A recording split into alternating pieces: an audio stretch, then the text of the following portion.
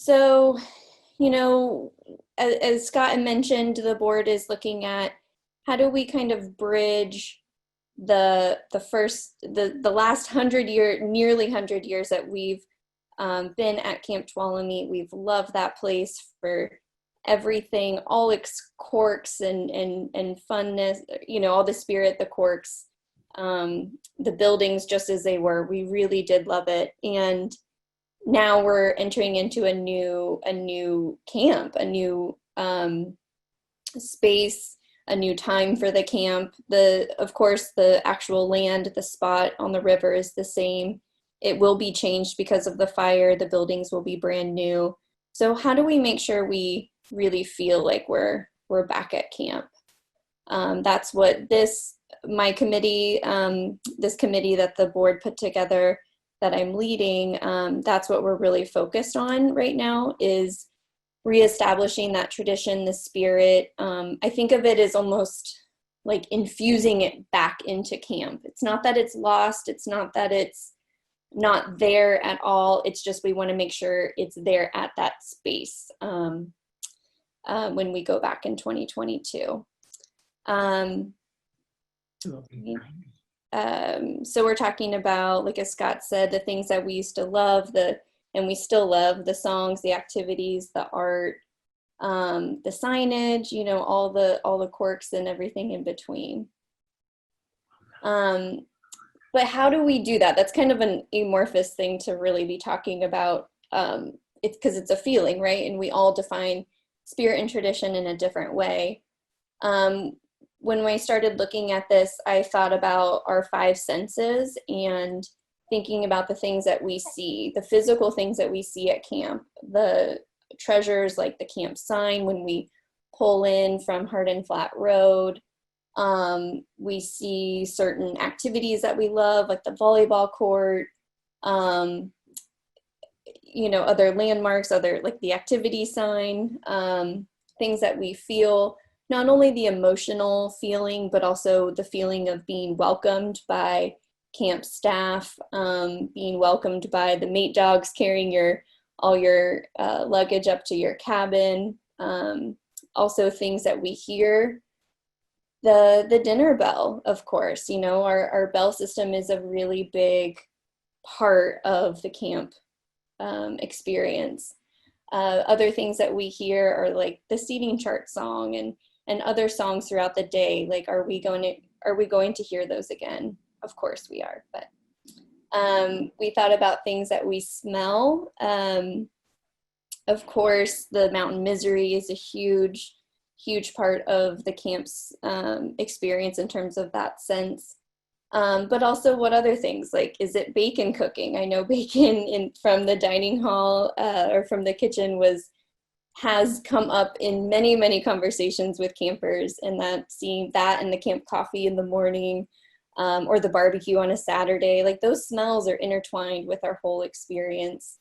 And of course that goes really closely with our sense of taste, which is, I'm partial to this. I worked in the kitchen, but a huge part of the camp experience is also the food, and many of us love not having to cook, of course, but the food was delicious. And I hope that we can really come back to that and even have some meals that are maybe not exactly the same because we won't have that same equipment, but are really close to it. So that's kind of how we started framing this in terms of those five senses.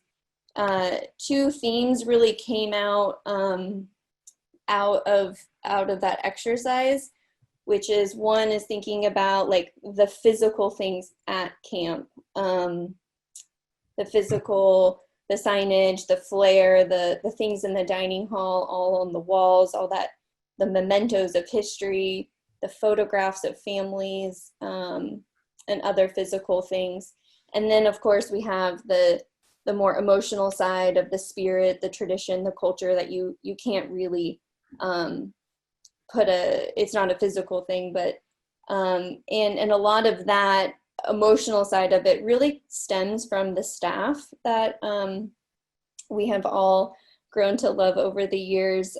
It comes up in many conversations with campers, is the staff. It was a huge part of the tradition and spirit at camp. So those are the two kind of categories that we're really trying to work on as we think about going back into our new Camp Tuolumne in 2022. So of course you're wondering, like, well, what are these ideas then to bridge this difference, or to bring us into that space in 2022? We have a lot of ideas. I keep getting emails from board members with new ideas all the time, which is fabulous. And when I talk to campers or former staff, they always have a new idea. So here's a few that I'll share with you today. Of course, this isn't exhaustive. We're going to keep building on it. Maybe we won't get to all these things, but it's a starting point and a place to share. It's a starting point as a place to share with you guys today, so that you can feel inspired and maybe want to join in on one of these projects. So one of these ideas, when we talk about all the songs and all the song traditions at camp, is coming up with a songbook, writing down, recording our songs and making a book out of it. This, I think, would be an amazing volunteer-led project. Maybe working with some musicians if we want to put some actual sheet music to it. But yeah, really recording all of those, the traditional and classic camp songs. Another idea that we have is talking about the art, the photographs, the mementos that were scattered around camp. But to me, what really comes to mind is the dining hall, when we had so many photographs and so many amazing things, the quilts, the tapestries, so many things on the dining hall walls. And to that end, I'll say that the city did, the staff, when the fire came through, was able to save some things. And of course, we'll put those back on display. But as a camp collective, are there other things that we maybe want to create, or a piece of art that we want to make over the next year that we can bring back and put into the dining hall to make it feel kind of cozy and campy again? Of course, our camp signs are really important. The activity board, probably that, and even just that sign when you enter from Hard and Flat Road is huge. I think that the city does have plans to rebuild and bring back some of those signs, but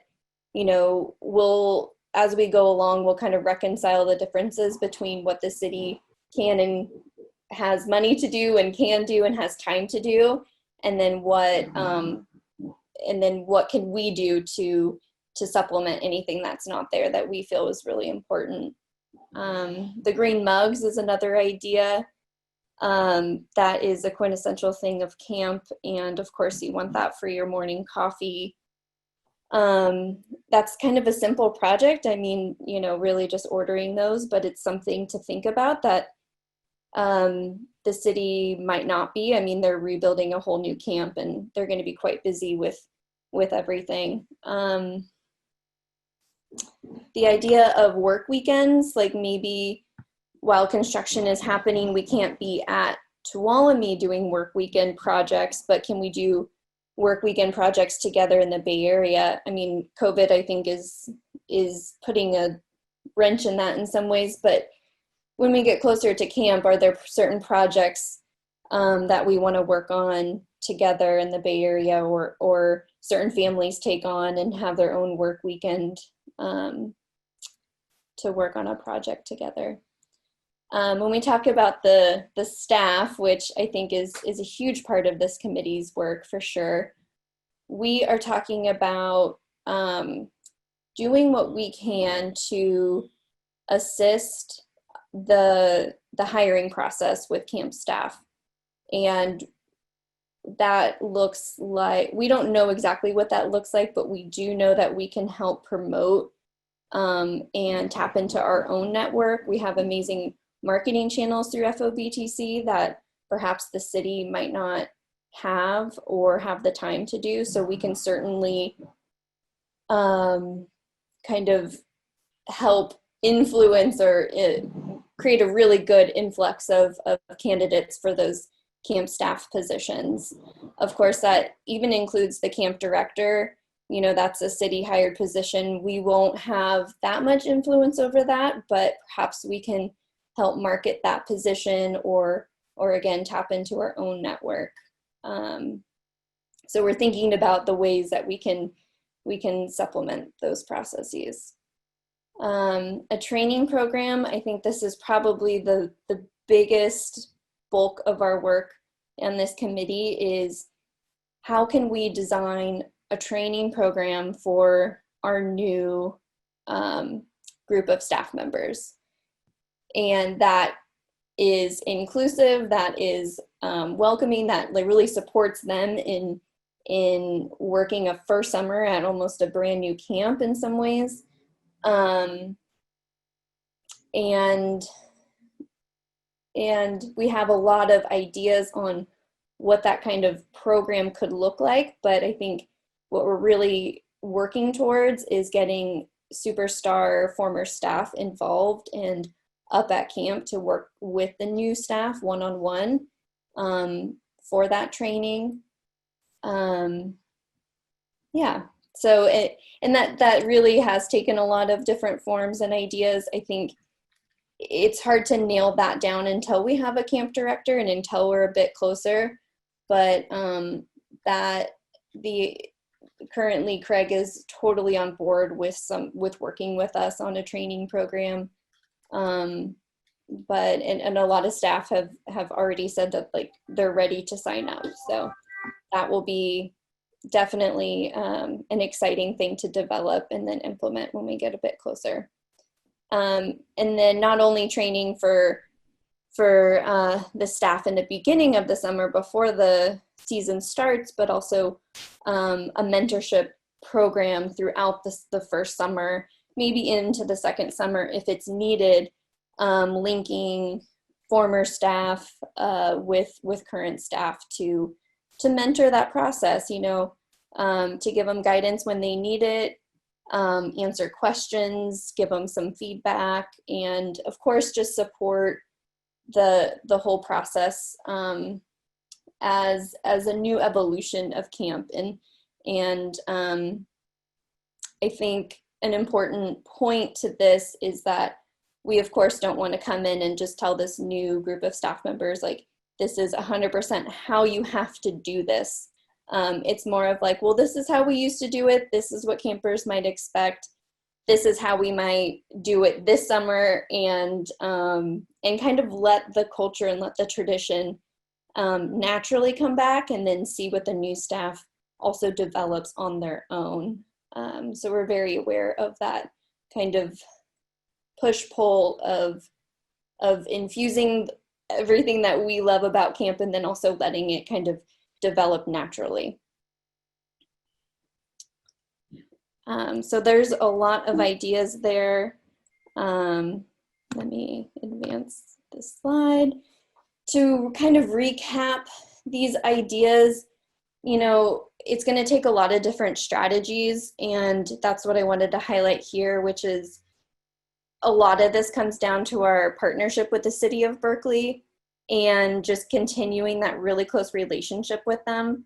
You know, as they're designing a building, they're coming to us for input. So they're going to continue to do that over the next 2 years to say like, oh, we're designing the activity schedule. What do you think about this? So we're going to continue to give them feedback and advocate for camper staff needs as much as we can, as we have done. We will influence and help promote and recruit amazing staff members as much as we can. Of course, train and mentor them, as I mentioned. And then continue to collect your input as campers and staff to make sure that you see what you want and what means the most to you. We're going to implement some surveys so that we can get a good grasp on what are the most important things, the things that are like the must-haves, and hopefully start from there. And then of course we'll build, we'll design, we'll create what we want to see. So we of course need help in all of this. Right now the committee is quite small, but I'm definitely looking for some volunteers to help. As you saw, there's a lot of different ideas. There's a lot of different projects that we need help with, and you know, a lot of different skills that we're looking for in this committee as well. So there's a lot of opportunities. There's sorry, got distracted. There's a ton of different of skill sets. Let me pull up my notes because I just kind of lost it. But yeah, there's different ways that people can help. Like if you want to lead a project on your own, you totally can have that independence. If you want to work with me directly on some of the more leadership points of things with this committee, there could be, we need former staff to come in to help build the training program, but then also, of course, be a part of the training and mentorship program. So a lot of different ways. You know, please continue to share your ideas. Please continue to be a camp cheerleader. You know, have these conversations with your fellow camp friends and family members to keep this all really exciting and kind of continue to help us build all that momentum for 2022. And then of course we do need donations. Some of the physical projects, maybe like the mugs or signs or, you know, gearing up for certain activities or the songbook, you know, those will be pretty minimal costs. But in addition to that, we'll probably supplement former staff to help them come up and train and mentor the new staff, supplement the cost of going to camp for them, so that is also an inclusive experience for everybody. We don't want somebody not to be able to come and mentor just because of the cost. So that is definitely needing of support. So when you donate to FOBTC through the Third Bell campaign, that's exactly what you're going to be supporting. Yeah. So here's my plug for this committee. Again, you know, you could do like a whole weekend project, or you can do like an ongoing art project at your home over the next, you know, 2 years. It's really up to you on how much you want to get involved in terms of time or activity. So Britt, please feel free to email me, text me, and we will get you plugged in.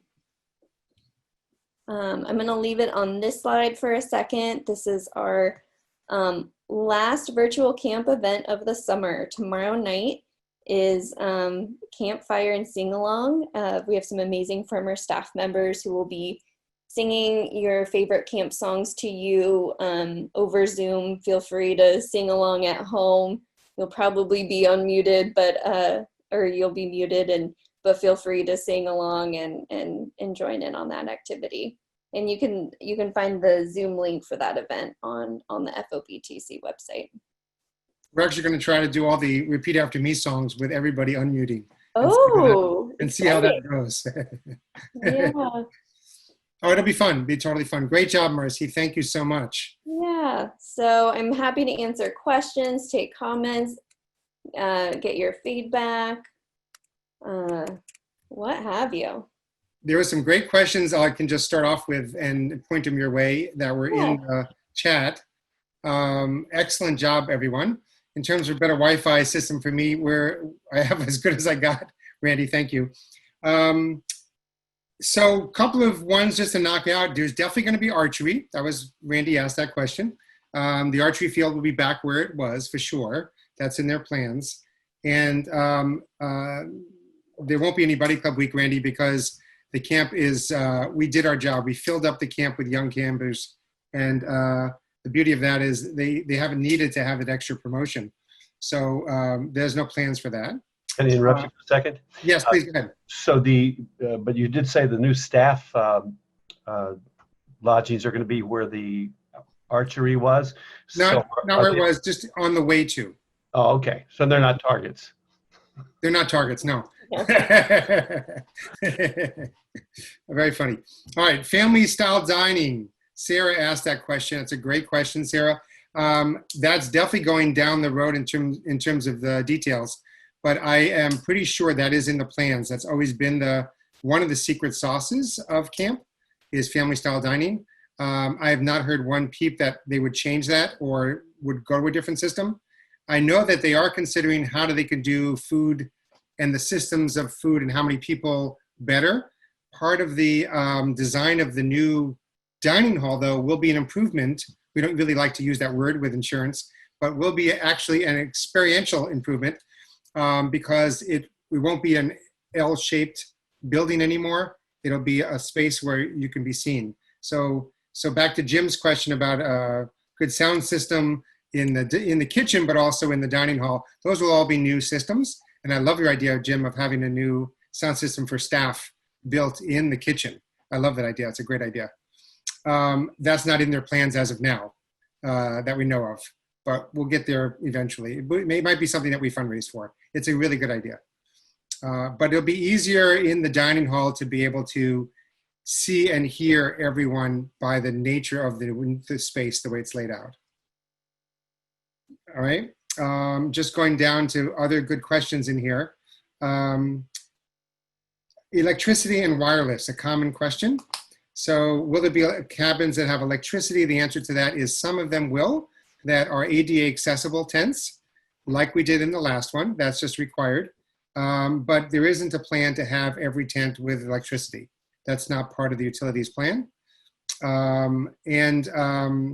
The wireless question, which always comes up, there's no plan to put in wireless so that camp has more people working. They're not really thrilled with that concept. We experienced that at Echo Lake, where you can pick up with certain phone coverage, but that's kind of outside the walls of what camp does. It's really much more of a county and land use by the wireless companies.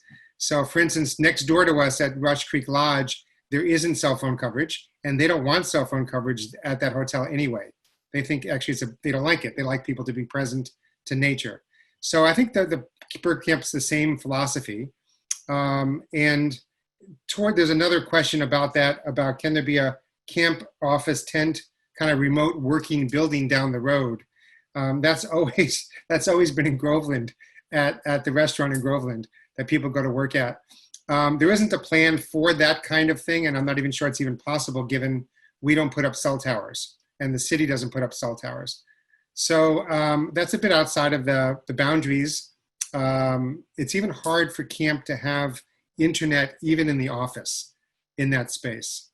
Now, times will change and counties will change, and cell phone towers will go up in places that camp does not have any control over.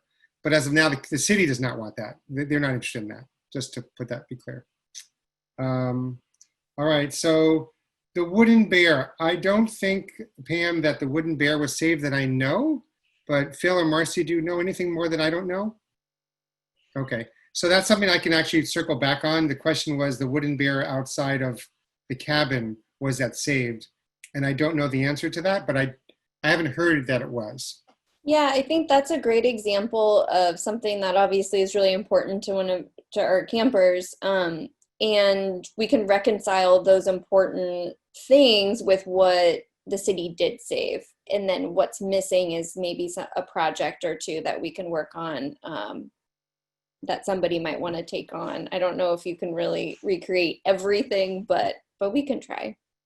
There's a lot of creative people who love work weekend projects, and that creating a new beer would be a really, really great project. Mm-hmm. It's along that lines, FOBTC jumped on very quickly with saving the wench that was down on the island, the colorful old dredging wench, and then also the old never working water fountain that was by the Green Chair Circle that never worked, and nobody should really drink out of that thing anyway. But both of those were iconic art pieces, really, and just history pieces. And so we did ask the city to make sure the contractor saved them, and they did. So they didn't destroy them. They didn't remove them. They put them aside. They're actually in safekeeping now. So we will be able to bring those kind of pieces back. We also know that one of our campers has the troll and has cleaned it up. If you don't know that history, there was someone who passed away at camp that was a sculptor. He was a longtime camper. His family went back to the 20s. Beautiful family, beautiful person, a beautiful artist. So they created a fun little sculpture they called the troll, and they put that underneath the bridge. And some people didn't even know about the troll. But I think a lot of people had heard about it and would go visit the troll every year, especially the longtime campers. So that sculpture is saved and is in good hands, and will go back underneath the bridge when we return, which is great. So we're trying to keep our fingers and our minds and our hearts engaged with this, so that camp can come back feeling and smelling and tasting and looking just like we remember it and honor that history. And that's the intention of this.